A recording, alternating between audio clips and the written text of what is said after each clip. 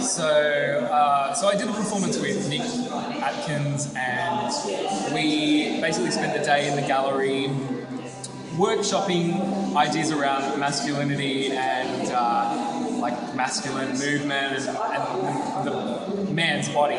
So we brought in 5 objects that we define as masculine, 5 songs that we define as masculine, and then we just played with those objects and played with those songs and came up with a series of movements and gestures and that we could put into a broader performance. So taking turns, doing these different gestures and having an exchange between these gestures.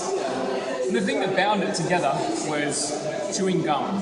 So we would take a piece of gum, start chewing, we would do our gesture, and when we were finished, we would take the gum out, stick it on the wall, and it was kind of like the full stop to our performance.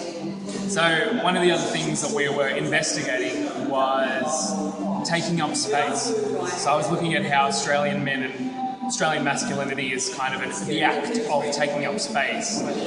And so that was expressed through the things like sticking the gum on the wall, territorial kind of things, binding up the rope and then throwing it, out across the room, outside of our space. And also the movements, how we sat in our chairs. We had these 3 different movements, which all represented different ways that men take up personal space. And and then there were really funny things as well, where Nick Atkins came up with like a little dodgy striptease where he would pull back his jumper or roll up his trackies and show off his ankles, and it was about exposing little bits of male body which aren't really that celebrated. It's not really part of the masculine act to show off your body.